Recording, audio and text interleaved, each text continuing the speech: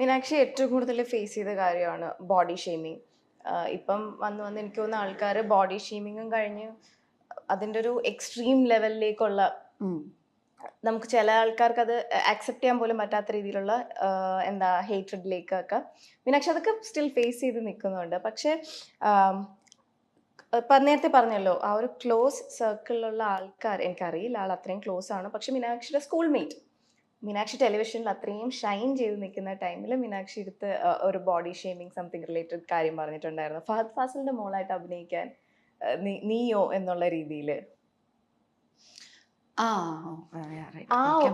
അതാ കേട്ട ടൈമിൽ മീനാക്ഷിക്ക് എന്താ ശരിക്കും തോന്നി? കാരണം അത്രയും നമ്മൾ നോക്കുമ്പോൾ ഓക്കെ, നമ്മൾ നമ്മുടെ ആഗ്രഹങ്ങളൊക്കെ സാധിച്ചെടുക്കുന്നു, ടെലിവിഷൻ സ്ക്രീനിൽ നമ്മളെ കാണുന്നു ആൾക്കാർ ഇപ്പം ബിഗ് സ്ക്രീനിലും കണ്ട്, ഐ മീൻ OTT കണ്ട് ഫഹദിന്റെ മോളായിട്ട് അഭിനയിച്ച ആ ഒരു ലെവലിൽ മീനാക്ഷി നിൽക്കുമ്പോൾ പെട്ടെന്ന് മീനാക്ഷിയുടെ ഫ്രണ്ട്, ലൈക് മീനാക്ഷിക്ക് വേണ്ടി ഹാപ്പി ആവേണ്ട വ്യക്തി, she was not my friend basically. Okay. She was just my like schoolmate, classmate പോലെ, schoolmate or something.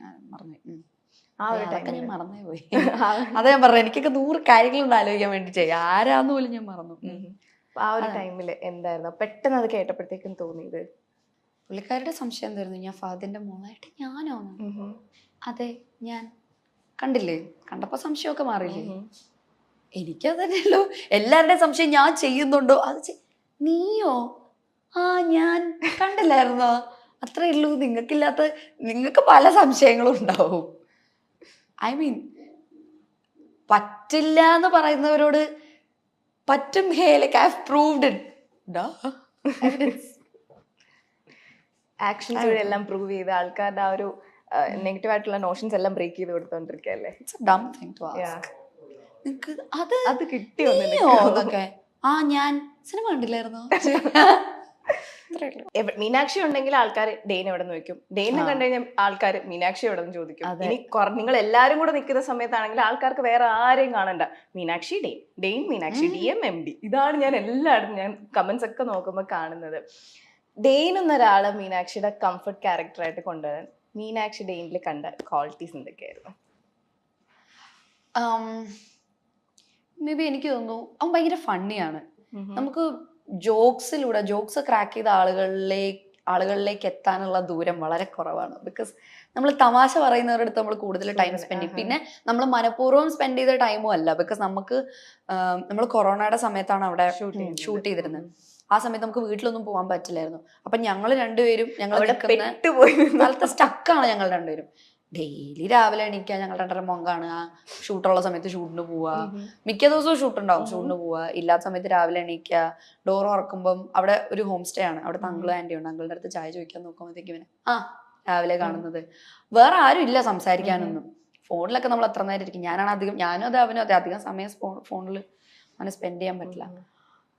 ഇപ്പോഴാണ് പിന്നെ റീൽസ് ഒക്കെ വന്ന് നോക്കാൻ തുടങ്ങി. അന്നലെ വേറെ ഒന്നും ഇല്ല, ചെയ്യാനില്ല. എന്തെങ്കിലും നെറ്റ്ഫ്ലിക്സിലോ പ്രൈമിലോ എന്തെങ്കിലുമൊക്കെ സിനിമകളൊക്കെ കാണുക എന്നല്ലാതെ വേറെ ഒരു പണിയും ഇല്ല. അപ്പോൾ പിന്നെ ആകെയുള്ളൊരു പരിപാടി എന്ന് പറഞ്ഞാൽ ഇതുപോലെ നമ്മൾ ഒരുമിച്ചിരിക്കുന്ന സമയമാണ്. വേറൊരു ഏറ്റവും വലിയ കാര്യം എന്ന് വെച്ചാൽ, നമ്മൾ ഒരുമിച്ച് താമസിക്കാൻ തുടങ്ങുമ്പോൾ, അത് ഇപ്പോൾ ഈ പറഞ്ഞ പോലെ ഒരു റൂമിൽ തന്നെ ആവണമെന്നില്ല, ഒരു സ്ഥലത്ത് നമ്മൾ താമസിക്കാൻ തുടങ്ങുമ്പോൾ നമ്മൾ കുറെ നമ്മുടെ റോ സൈഡ്സ് കണ്ടു തുടങ്ങും. നമ്മൾ എന്താണെന്നുള്ളത് ശരിക്കും കാണും. ഡെയിലി രാവിലെ എണീക്കുന്നതും നമ്മുടെ ആ ഒരു ഗോട്ട് റെഡി ഫേസ് അല്ലാതെ ആ ഒരു ഐസ് ബ്രേക്ക് ഭയങ്കരമാണ്. അപ്പം അത് ഞങ്ങളുടെ ഇടയിൽ ഉണ്ടായിട്ടുണ്ട്. അപ്പം വി ഗോട്ട് ലൈക്ക് കുറേ plenty of time to spend. നമ്മൾ കുറെ കാര്യങ്ങൾ സംസാരിക്കും. ഞങ്ങൾ രണ്ടുപേരും ആണെങ്കിൽ മറ്റേ കെട്ടുവിട്ട വട്ടം പോലെ ഞങ്ങള് എന്തെങ്കിലും ഒരു ടോപ്പിക് കിട്ടിയാൽ ഞങ്ങൾക്ക് രണ്ടുപേർക്കും കഥകളുണ്ട് പറയാൻ. ഞങ്ങൾക്ക് രണ്ടുപേർക്കും കുറെ കഥകളുണ്ട് പറയാൻ. എന്തെങ്കിലും ഒരു ടോപ്പിക് തുടങ്ങിയാടാ, എന്നിട്ട് തുടങ്ങിക്കഴിഞ്ഞാൽ അവനും ഉണ്ടൊരു കഥ, അതിനെ ലിങ്ക് ചെയ്ത് പോകുമ്പോ എനിക്കും ഉണ്ടൊരു കഥ. ഞങ്ങൾക്ക് രണ്ടുപേർക്കും കഥ പറച്ചില്ല. ഞങ്ങൾ രണ്ടുപേരും ഫുള്ളിരുന്ന് ഇങ്ങനെ പോയിക്കോളും. ഞങ്ങൾ കുറെ നേരമൊക്കെ സ്പെൻഡ് ചെയ്ത സമയങ്ങളുണ്ട് ഇങ്ങനെ വർത്താനം പറഞ്ഞു കാരണം രണ്ടുപേർക്കും കുറെ ഉണ്ട് പറയാനായിട്ട്. അതുകൊണ്ട് അതാണ് ആ കംഫർട്ട് സോണിലേക്ക് വരാനുള്ളൊരു കാരണം. ഡെയിനെ ആദ്യം കണ്ടപ്പോഴത്തേക്കും മീനാക്ഷിക്ക് തോന്നി ആ ഒരു ഫസ്റ്റ് ഇംപ്രഷൻ എന്തായിരുന്നു?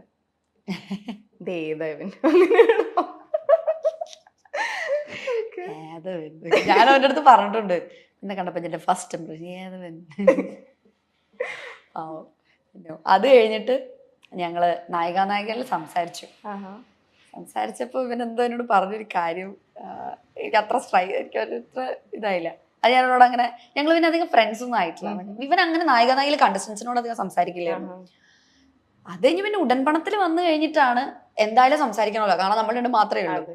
സംസാരിച്ചാണ് നമ്മൾ പറയില്ലേ, ഈ ആദ്യം നമുക്ക് കാണുമ്പോൾ അത്ര ഇൻട്രസ്റ്റിംഗ് അല്ലാത്ത പേഴ്സൺസ് പിന്നെ നമ്മുടെ ലൈഫിൽ ഭയങ്കര ഇമ്പോർട്ടൻ്റ് ആവും. അതുപോലെ ഡെയിനിൽ മീനാക്ഷിക്ക് ഏറ്റവും ഇഷ്ടമുള്ളൊരു കാര്യം, ഒട്ടും ഇഷ്ടമല്ലാത്തൊരു കാര്യം? ഇഷ്ടമുള്ള കാര്യം ഈ പറഞ്ഞ പോലെ